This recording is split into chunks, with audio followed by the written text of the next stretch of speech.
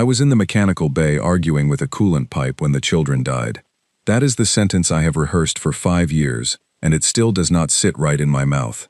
It feels too small, too tidy, like a thorn trying to describe a wildfire. My name is Yara Osei.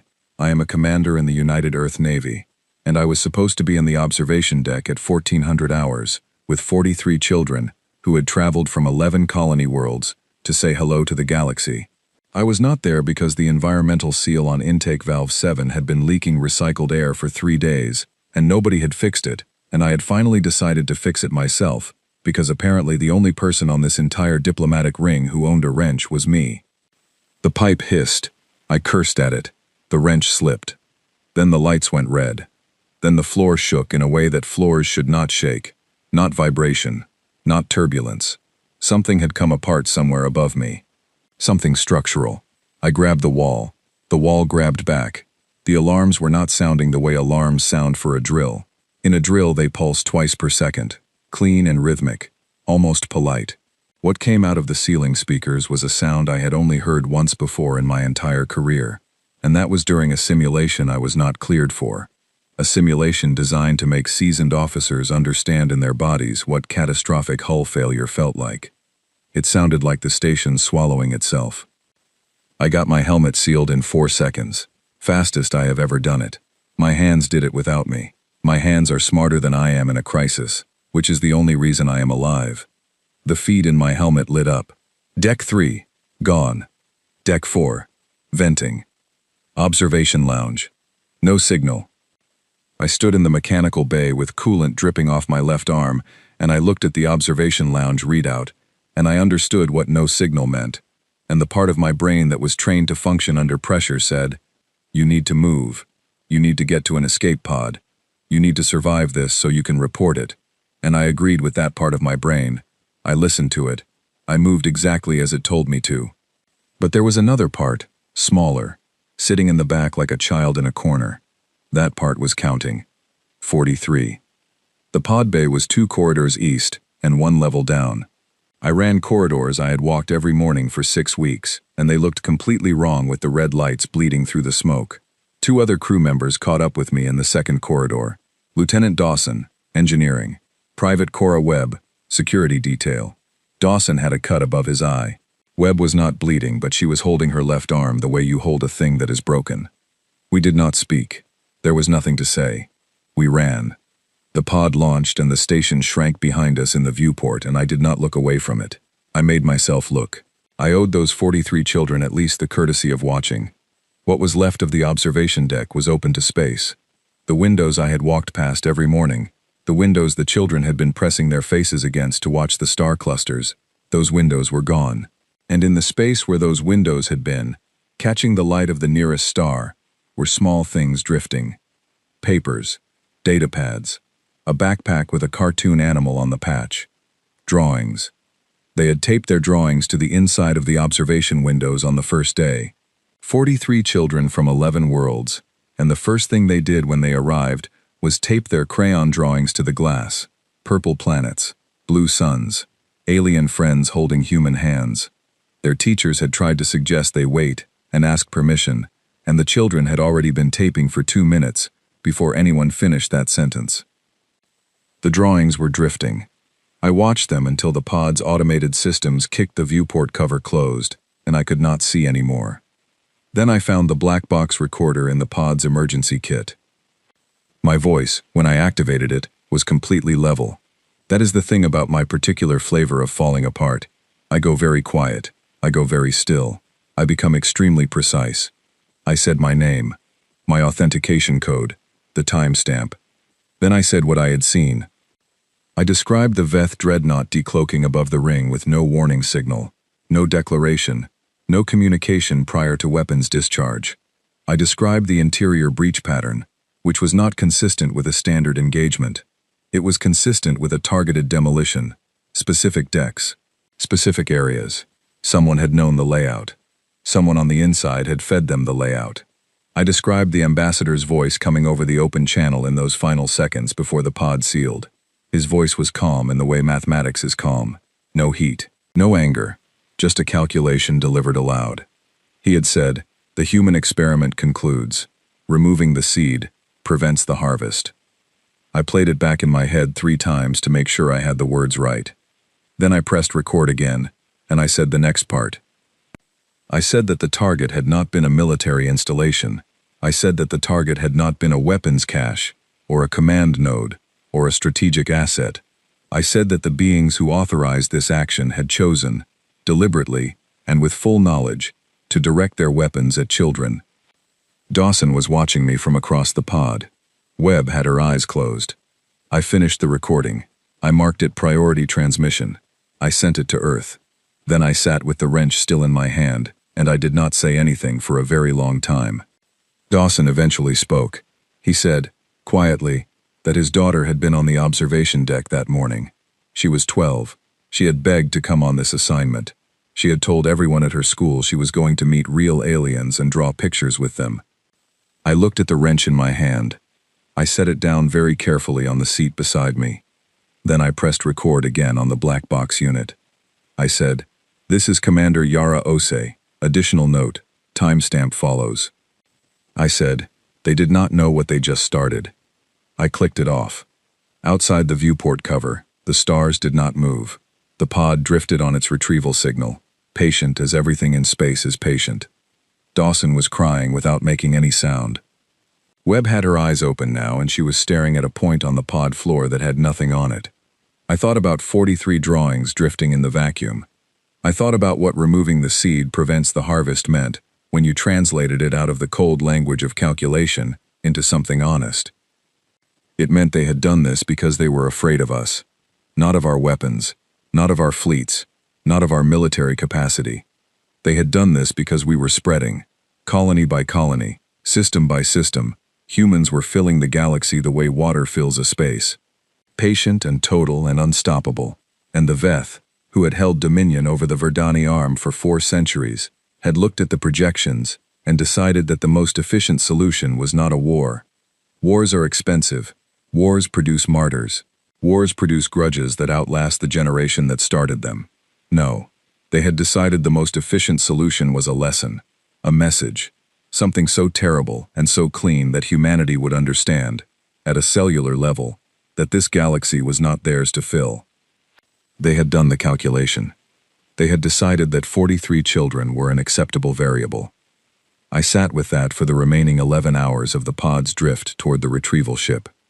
When the airlock of the retrieval vessel opened and the crew came in and saw our faces, nobody asked what happened. They already knew. The whole arm already knew. The Veth had not sent the transmission privately. They had broadcast it on every open frequency. They wanted humanity to get the message clearly. I walked through the retrieval ship's corridor, and a young crewman stepped aside to let me pass, and his face was the face of someone trying very hard to hold something enormous inside a very small container. I knew that face. I was wearing it. We all were. The first thing Earth did was go quiet. I know that sounds like nothing, like absence, like a gap where something should be. But I had worked in Earth system operations for 11 years, and I want you to understand that Earth is never quiet.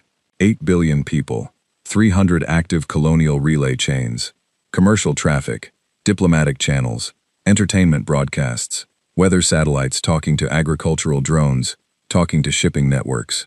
The signal noise of human civilization is a constant living roar. You stop hearing it the same way you stop hearing your own heartbeat. For 72 hours after my transmission reached Earth, that roar dropped to something I had never heard before. Not silence. Something more deliberate than silence.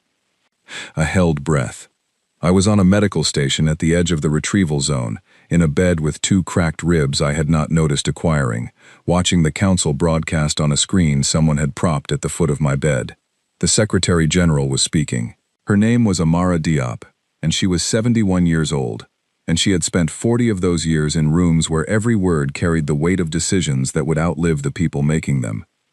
She spoke for 4 minutes. She did not cry. She did not raise her voice. She listed the names. All 43 names. She said them the way you say something you will never stop saying. Then she said that Earth was in the process of understanding what had happened and determining what happened next. She said those 2 things, and then the broadcast ended. No rhetoric, no declaration, No thunder. The Accord ambassador from the Charathi sent a message of condolence within the hour. The Pelian Federation sent two. 3 of the neutral species issued formal statements, expressing deep regret and calling for restraint and a measured response. The word measured appeared in 6 of those statements. I counted. I was lying in a medical bay with cracked ribs and nothing to do but read diplomatic language and count certain words. Measured. As if the primary concern was that humanity might react in a way that was proportionally inconvenient.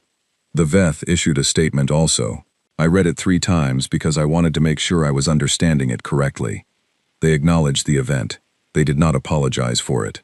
Their language framed what they had done as a necessary strategic correction in response to projected destabilization of the galactic equilibrium. They cited population modeling. They cited expansion velocity charts. They cited a study on resource competition in 3-body systems. They had murdered 43 children, and their official statement read like a quarterly report. In my medical bay, in the quiet, I thought about the word measured and the word equilibrium, and how they both meant the same thing when you strip them back to their bare bones. We would like you to feel this, but not too much. We would like your grief to stay inside the lines we have drawn for it. We would like you to respond in a way that is convenient for us. Dawson came by on the 2nd day. He sat in the chair beside my bed. He did not bring anything. He did not say anything for a while. Then he said that Earth had lit up the 43 names on every major city skyline simultaneously. No ceremony, no speeches. Just the faces, just the names. Every city on the planet, and every colony hub within relay range. All at once, without announcement. He said he had seen a feed from the Warsaw display. He said the crowd was thousands of people, and nobody was chanting, and nobody was holding signs, and nobody was performing anything. They were just looking up. He was quiet again for a moment. Then he said, "That is the part that is going to matter." I did not ask him what he meant. I knew what he meant. I had seen that look before. Not in space. Not in any military briefing. I had seen it on the face of my grandmother when she talked about certain things that had happened in her lifetime. Things that her own grandmother had lived through. There was a specific quality to that look. A specific temperature to it. It was not hot. Hot burns itself out. Hot is what you feel when the thing is happening. This was what came after. When the thing had finished happening, and you had finished feeling it, and you had gone somewhere very deep inside yourself, and found something that did not have a name in any of the 30 languages the Accord used as diplomatic standards. Something that was not vengeance, not grief, not even anger. Something older than all of those. The council session was closed, but the vote leaked within 6 hours, the way all things of consequence leak. 3 days of deliberation behind sealed doors, and the result was 2 words of preamble before the operational language began. No mercy. The Accord was informed, not consulted, not asked for their perspective. Informed by direct channel that humanity was recalling its diplomatic personnel from every Accord station effective immediately. I was officially recalled while still in the medical bay. The nurse who brought me the discharge papers looked at them before she handed them over. She did not comment. She just handed them to me and left. I sat in the bed for a moment with the papers in my hand. Then I got up, found my clothes, and went to find the transport. In the shuttle bay, waiting for clearance, I sat beside a communications officer named Philip Crane. He was maybe 24 years old. He had a photograph of his younger brother on his screen, the way you keep a photograph when you look at it often. His brother looked about 11. He caught me looking and turned the screen face down. Not in an embarrassed way. In the way you protect something. We did not speak for the entire 4-hour shuttle ride. He held the face-down screen on his knee the whole way. When the shuttle docked and we walked out into the main corridor, he stopped for a moment and looked at the wall. Just the wall. Nothing on it. He stood there for 3 seconds, and then he turned left toward the crew manifest office, and I turned right toward the briefing center, and that was the last time I saw Philip Crane, before everything that came next. I thought about him for a long time afterward, about the photograph, about the way he had turned it face down, about the specific kind of love that makes you turn something face down so you cannot see it while you decide what you are going to do. The briefing center was full. Officers I recognized, officers I did not recognize, personnel from divisions I had no operational overlap with. The room was too small for the number of people in it, and nobody was complaining about the crowding, because crowding was not what anyone was thinking about. Admiral Soren Valkyris walked in without ceremony. He was a broad man in his late 40s, unremarkable in the way that genuinely dangerous things are often unremarkable. He had hair that was going silver at the temples, and a coffee cup in his hand, and he looked like someone's uncle, who happened to command the largest classified military mobilization in human history. He said, "You have been briefed on Directive 7. You have been briefed on your assignments. I am going to tell you one thing before we proceed, and I want it in every personal log and every black box recording in this fleet." He drank from his coffee. He said, "We are not doing this because we are angry. Anger is a feeling. Feelings end. We are doing this because we made a promise to 43 people who cannot hold us to it anymore. So we are going to hold ourselves to it." He set the coffee down.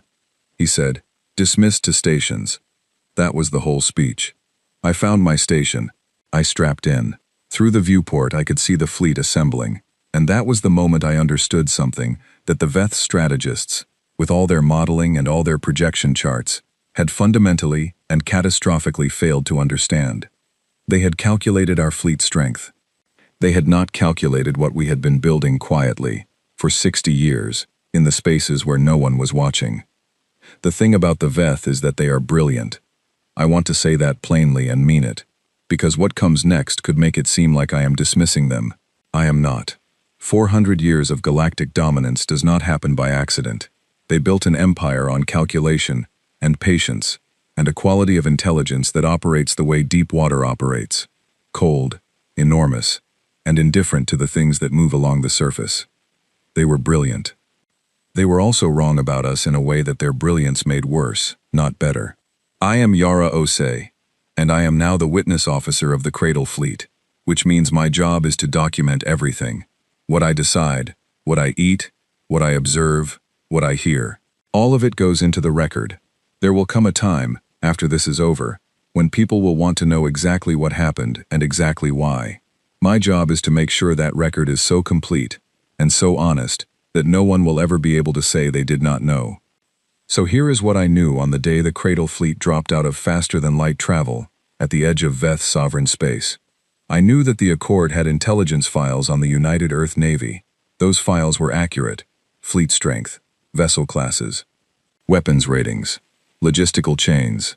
The Accord had been watching humanity's military capacity for 60 years, and their numbers were correct. What the files did not have was the Cradle Protocols. The Cradle Protocols did not officially exist.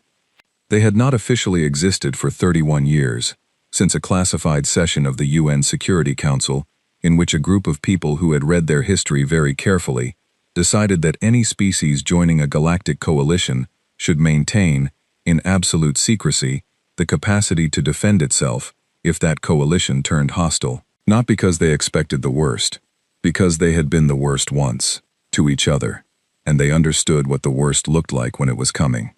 The protocols were built across 40 colony worlds over 3 decades, manufacturing nodes distributed across systems so widely that destroying any one of them would accomplish nothing. Command architecture designed to survive decapitation, which is a very specific military term for the elimination of central leadership, designed so that if Earth itself were gone, the fleet would not stop. And then there was the thing they called the Patience. The Patience was a drone network, 30,000 autonomous combat units, collectively coordinated by an artificial intelligence that had been training in deep space simulations for 27 years. It had been sitting dormant in a distributed cluster at the edge of the solar system, waiting, which was what gave it its name. Not because anyone thought it was patient, because patience was what the entire protocols required, and the patience was the protocols made physical. When the Cradle Fleet dropped out of faster-than-light travel, it took 3 hours for the Patience to fully deploy. I watched it from the bridge viewport. 3 hours of metal blooming in the dark. 30,000 units coming online one cluster at a time, the way stars come out at dusk. First 1, then 3, then too many to count individually. The Veth forward sensor arrays would be watching this. Their analysts would be seeing numbers that did not match their files. I thought about what that felt like on their end. I thought about a model that was correct in every variable but one. Admiral Valkyris came to stand beside me at the viewport. He had his coffee again. I was beginning to think the coffee was structural, that he might be part coffee. He said, "How long do you think before they open a channel?" I said, 20 minutes.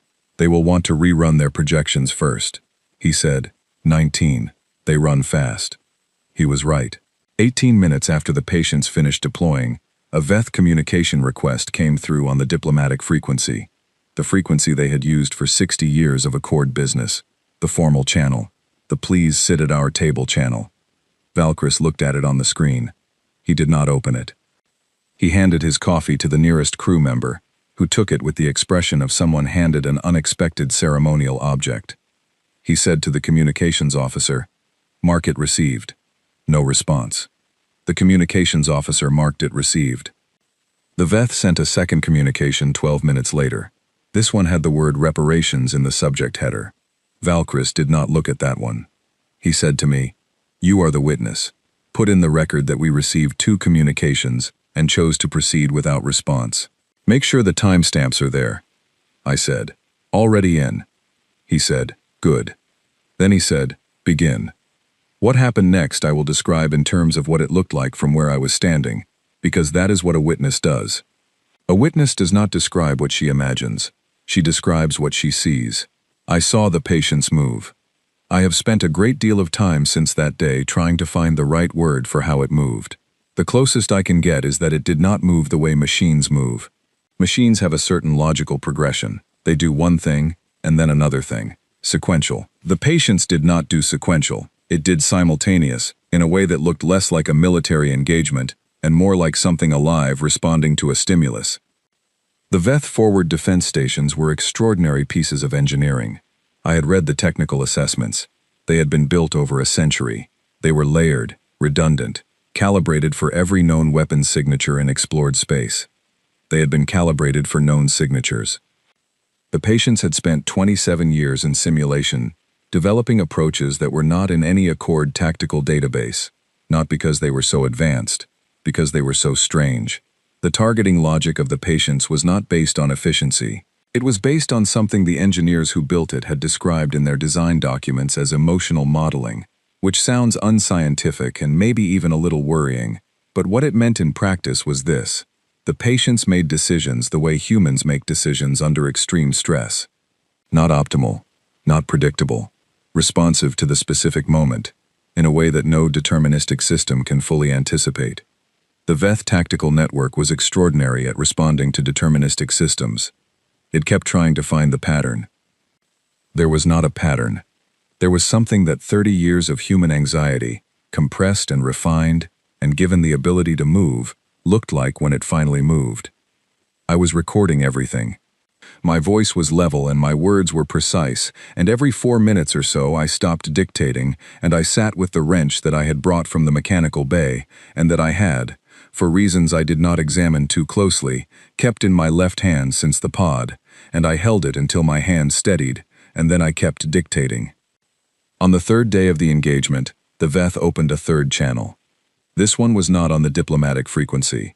This one was on the emergency humanitarian frequency, which no species had used for an active military engagement before, because the emergency humanitarian frequency was for natural disasters and medical crises, not for wars.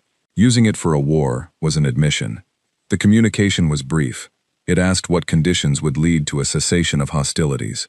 I read it, and then I read it again. Valkyris was eating a nutrition bar when I brought it to him. He read it. He finished the nutrition bar. Then he asked me to draft a response. I drafted 3 conditions. Full extradition of everyone who authorized, designed, and executed the massacre. Not summaries, not diplomatic handovers. Full extradition to Earth Tribunal, with documentation.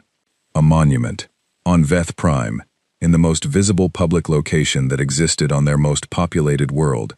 A permanent structure containing the 43 names, the 43 faces, and whatever of the children's belongings had been recovered, maintained by the Veth government. In perpetuity, non-negotiable. The same conditions applied to every species that had co-signed the attack. Valkyris read the 3 conditions. He said, "No territorial claims?" I said, "No." He said, "No reparations?" I said, "No." He was quiet for a moment. He said, "Send it." The Veth strategists, by accounts I read later in the tribunal records, ran the 3 conditions through their modeling software 7 times. They kept expecting to find the hidden demand. The 4th condition that was really the first condition, the leverage mechanism wrapped inside the apparent simplicity. There was no 4th condition. Humanity wanted 3 things, and all 3 of them were about the 43 children, and none of them were about power. The Veth found that more difficult to process than the engagement itself. I know because the Veth ambassador, whose name translates roughly to something like calculation in deep water, told me so directly. He told me during the tribunal, after the extradition, after everything. He said his people had a word for an opponent who fights to win, and a word for an opponent who fights to conquer. They had no word for what humanity had done, because they had no category for a civilization that went to war, not to gain anything but to say something. I told him we had a word for it. He asked what it was. I said, grief. He sat with that for a long time. Then he said, we did not understand what that meant. We thought grief was a weakness, a temporary dysfunction. I said, it is not temporary. He was quiet. I said, it is what we carry. It is what we build from. It does not end, and it does not make us weak. It makes us remember. And we never stop remembering. He looked at me with the compound eyes that his species has, which can see 17 more frequencies of light than human eyes can see, and I thought about how much that must be, seeing that much, and how in all of that vast expanded vision, he had still completely failed to see us. There is a room on Veth Prime. I visited it 14 months after the tribunal concluded, and the monument was formally completed.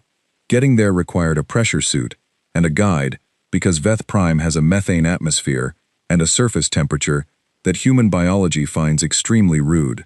I wore the suit, and I followed the guide, and we went through 3 sealed transition chambers, and then the guide opened a door and stood aside, and I walked through alone. It is the only warm room on the planet. That was not accidental. The engineers who built it, who were Veth engineers working from human specifications, had asked our diplomatic liaison what temperature the room should be maintained at. Our liaison had said, the temperature of a classroom. A human classroom, for children between 8 and 16 years of age. The room is kept at 21 degrees. It is the warmest place on Veth Prime by a significant margin. The walls are the color of light through water.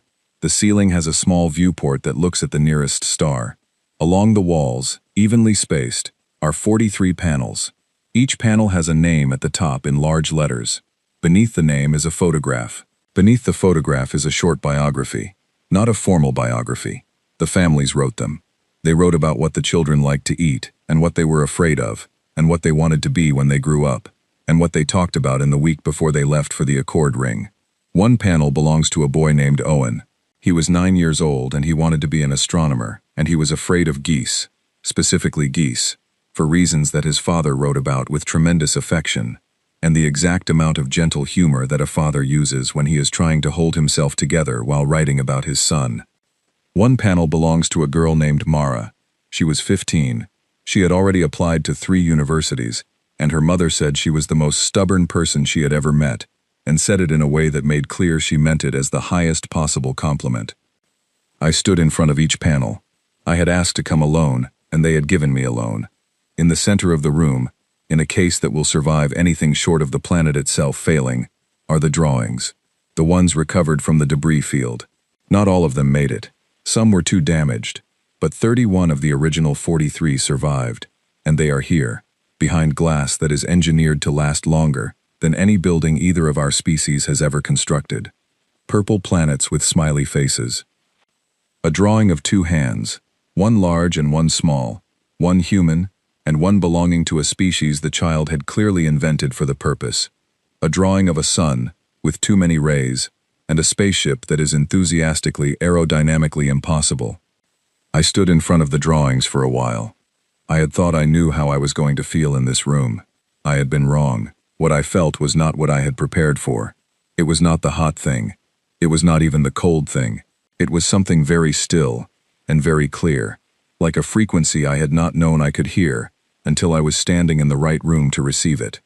I stayed 11 minutes. I did not stay longer. because I did not think I could. Outside, in the pressure suit, walking back through the transition chambers, the guide asked through the suit comms whether the room had been as I expected. I said, no. He asked, how was it different? I said, I thought it would feel like an ending. It does not feel like an ending. He asked what it felt like. I had to think about that for a moment. Then I said, it feels like a door, one that does not open, but one that will always be there. He did not say anything for the rest of the walk back. There are things that happened in the years between the fleet engagement and now that belong in the official record, and they are in the official record, thoroughly documented, in the 83 volumes that comprise the Cradle Tribunal archive and the subsequent records of the new diplomatic framework that replaced the Accord. The new framework has no name that translates elegantly into any of the 30 Accord languages. In English, it is simply called the Foundation. Every species that enters it signs a document that is 14 pages long and contains, as its preamble, before any of the operational language, the 43 names. All of them. Every time. You cannot enter humanity's diplomatic house without reading the names first, without sitting with them for however long it takes to read 43 names, which is about 90 seconds. 90 seconds that several species have formally objected to as excessive, and which humanity has, with complete consistency, declined to remove. Several species have called the requirement emotional. We have agreed that it is. That is the point. I got home in the spring, 2 years after the fleet. My sister's house in Bristol has a garden that is perpetually losing its war with weeds, and when I arrived she had been winning a battle in the back corner for about a week, and the victory was clearly tentative. Her daughter, Sienna, came out of the house before I reached the door, and stopped on the step, and looked at me with the evaluating stare that 8-year-olds specialize in. Then she said, "You look different." I said, "I am different." She considered this. She said, "Did you see aliens?" I said, "Many." She said, "Were they cool?" I said, "Some of them. Some of them were not." She appeared satisfied with this as an answer, and went back inside to watch whatever she had been watching. My sister came around from the garden with mud on her knees, and she looked at me and I looked at her, and we did the thing families do when the thing is too large to address immediately, which is to go inside and put the kettle on and argue about whose turn it is to rinse the mugs. That night, after Sienna was asleep, my sister and I sat at the kitchen table, and she asked me what it was like, and I tried to find a version I could give her that was honest and not too heavy to carry home with you. I told her about the monument room. I told her about the 43 panels, and the temperature that was set to classroom warmth, and the drawings behind the glass that will outlast anything either species builds. My sister is not a military person. She teaches secondary school mathematics and she coaches her daughter's football team on weekends, and her relationship to what I do for a living has always been a sort of proud unease, the way you feel about someone you love who does a thing you cannot fully picture. She listened to the whole description. Then she said, "So they built the room." I said, "They built it." She said, "Good." There was nothing else to say about it, and so we moved on to other things. The weeks at home were the longest continuous stretch I had spent in one place in 4 years. I learned that Sienna had a best friend named Poppy, who she was temporarily not speaking to over an incident involving a shared book that had not been returned on schedule. I learned that my sister's kitchen light had a flicker that nobody had fixed in 8 months, and I fixed it on a Tuesday afternoon with a ladder and a replacement bulb, and I felt an enormous disproportionate satisfaction about this. I learned that I could not watch certain news programs without needing to go outside afterward and stand in the garden until the feeling passed. I also learned that I was not the only one. People I had served with sent messages, short ones mostly, checking in. Sentences that did not elaborate much, but that meant things under the surface that did not need elaborating. Philip Crane, the young officer from the shuttle, sent me a message that said only that his brother had turned 12 and had asked for a telescope for his birthday, and had gotten one. I wrote back and said that was very good news. He wrote back one word: yes. Dawson, who had lost his daughter, did not send messages. He sent, once, a photograph. It was a photograph of a drawing, one of the recovered ones from the monument room, the one his daughter had made on the morning of the attack, before the attack, in the breakfast hour when the children had free time before the formal program began. He had been allowed to see it during the tribunal, when the recovered items were catalogued. His daughter had drawn the observation ring from outside, the way it looked from space, with stars all around it and inside the windows, visible through the little square she had drawn for the glass, a tiny figure with a round head and straight-line arms and a smile. She had drawn herself, inside the station, looking out. I kept the photograph. There are things that Sienna asks about that I answer, and things she asks about that I deflect. Not because I think she cannot handle knowing things, but because some things need to wait until a person is old enough to carry them without being bent by the weight. She is 8, and she is curious about everything, with the comprehensive enthusiasm of someone who has not yet learned that curiosity can be painful. One afternoon, 3 weeks into my leave, she was doing homework at the kitchen table, and I was supposedly reading a book, and actually watching her do homework, and she looked up and said, "Aunt Yara." I said, "Yes." She said, "Was the war scary?" I set the book down. I looked at her. I thought about the pod viewport closing. I thought about the drawings in the dark. I thought about Philip Crane with the photograph face down on his knee. I thought about the warm room on the cold planet, and the door that does not open. I said, "Yes." She chewed on her pencil for a moment. She said, "But you came home." I said, "I did." She nodded, accepting this as sufficient, and went back to her homework. Long division. She was getting 3 out of every 5 wrong, which I had noticed over the last week, but had not mentioned, because she was also figuring it out herself, in real time, and it seemed important to let her do that. She caught a mistake, erased it, redid it correctly. She did not look up, but she said, "I think that is good, that you came home." I said, "Me too." Outside, the Bristol spring was doing what it always does, which is behave like 3 different seasons in the same afternoon, rain and then sun, and then that specific British grey that is somehow both at once. Sienna's football was in the garden getting rained on. The kitchen light I had fixed on Tuesday was working perfectly, and the kitchen was bright. I thought about the Chorathy representative, the one who had called us the weeping species, the one who had put his head in his hands in the accord chamber when Amara Diop walked out without a word. He had said, later, to the xenopsychologist who documented the tribunal proceedings, that he had spent his entire career studying humanity and had believed he understood us. He said that what he had failed to understand was this, that the same quality that made us weep at music was not a separate thing from the quality that made us fight the way we fought, that it was the exact same thing, that we were not 2 species sharing one body, the soft species and the hard species, the one who cries and the one who does not stop. We were one species and we did both completely, with the whole of ourselves, holding nothing back, because that is the only way we have ever known how to be alive. He had said, "We saw your tears and thought it meant you could be broken."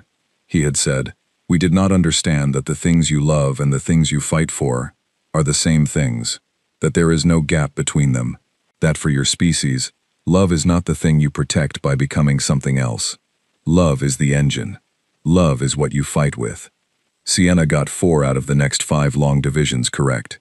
She looked up when she finished the page and said, "Can you check them?" I checked them. I said, "That one is wrong. All the others are right." She looked at the wrong one. She found her mistake. She fixed it. She said, "There." I said, "There." She closed the book, satisfied, and slid off the chair to go find out what was happening in whatever corner of the house held the most interesting thing at that moment, which with Sienna was always changing, and I sat at the kitchen table in the fixed light, with the rain tapping the window, and I thought about 43 children who had taped their drawings to the glass because they wanted the galaxy to see what they had made. Who had done it without asking permission because they were 8 and 9 and 10 and 12 and 15, and they were happy, and they were curious, and they thought the galaxy was beautiful, and they could not have imagined yet that the galaxy might look back at them and calculate. I thought about the warm room on the cold planet. I thought about Owen, who was afraid of geese, and Mara, who was the most stubborn person her mother had ever known. I thought about 31 drawings behind glass that would outlast everything. The rain picked up. The kitchen was bright. I stayed where I was.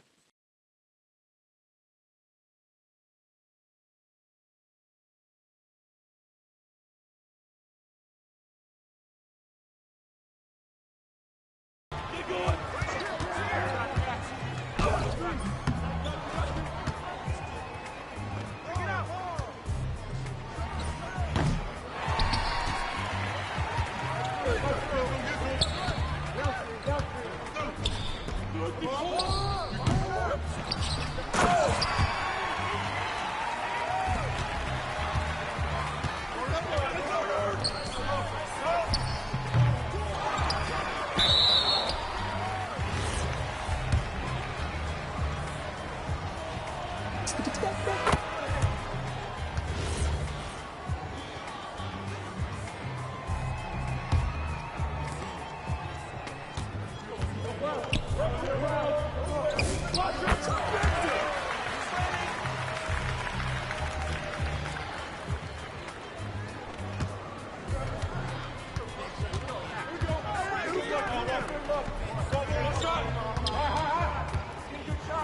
get it together.